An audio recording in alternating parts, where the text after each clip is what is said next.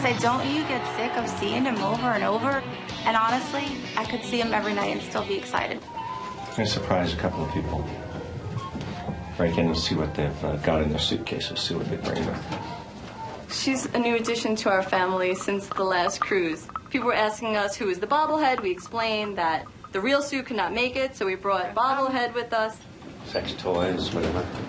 Food, underwear. And we even have a picture of her with Rick, and Rick signs her, which was really cool. They ended up carrying her everywhere. Candy Graham. Come on in, Rick. It's okay. That is a clip from An Affair of the Heart, the documentary portrait of the music icon Rick Springfield. We don't have many icons in the studio here, but Rick is actually with us here today. Great to meet you, sir. Thank you. Fabulous to see you. I could see him every night and I'd still be excited. I wish just my wife would say that. You've got millions of fans. I mean, what does it mean for you when you hear people say things like that? I mean, I'm a fan too. I'm a fan of music too, and I understand that connection. I think it's comes through the music anyway. It's a music connection. I mean, there's a kind of a slight idol kind of thing to it too, but I mean, I can't really associate with it. I understand the whole music connection. Anything added that's put on there, it's not really to do with me. All right, tell us about the documentary. How did it come about?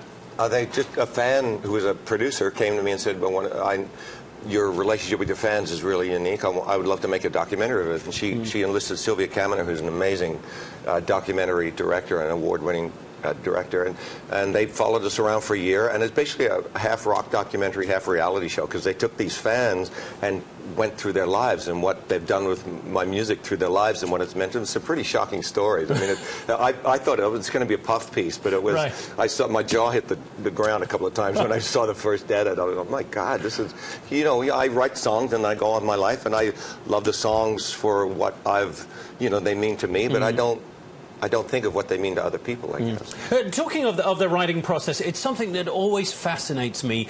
What is it that inspires you for a particular song? Do you just get a phrase in your head and think, I want to expand on that? Or where do the ideas come from? A lot of different ways. I really don't know, and I'm not the kind of guy that's a 9-to-5 writer. Right. I have to wait for something. It always comes from some emotion or some relationship with somebody that moves something in me, and I start thinking. I suffer a little bit from depression. That's kind of an understatement. And that part of my songwriting comes from I'm constantly looking in, trying to figure out what is wrong. So part of it comes from that, and it's an internal scrutiny, and which is why I think a writer can come up with sometimes an original turn of phrase, because they think about it so much. And I think there's a part that's spiritual that just comes through you. So the writing is a coping mechanism in some sense for you? It's a healing mechanism. I think it's more than coping. I think it's a healing mechanism for me. Yeah, and I think it is for a lot of writers. I mean, my dad died in 1981, very early, and I was stressed out about that for about 3 years until I finally wrote a song about it, and I cried through this whole thing of writing the song, and then I could let it go to a certain degree. So it's catharsis. Yeah, it is.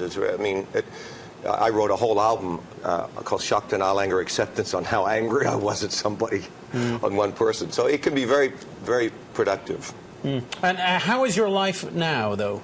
Messed up. Yeah, pretty messed up. It's, no, it's actually, my life is, I live on kind of an emotional roller coaster. It's pretty intense, but I have an amazing family, which is my foundation. My wife is the most amazing person. I have 2 boys that are the greatest thing I've ever been involved in. They're 26 and 23. Right. And there's actually a song on my new album, Songs to the End of the World, that I actually wrote about my youngest son, Joshua.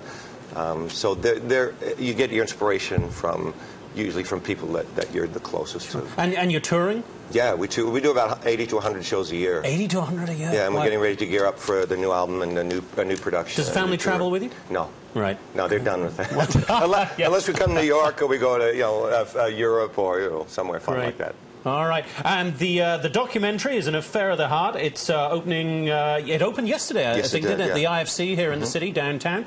The website is rickspringfielddoc.com. Yeah. I believe. There it is on the screen. Rick, it's a pleasure to meet you, and you too. thank you for talking. Thanks a lot. Thanks for making it here. Rick had some trouble in the New York traffic. Go find the doc. Check out the website. And I'm sorry, Laurie, I keep moving. I'm off center all the time. I'm off center.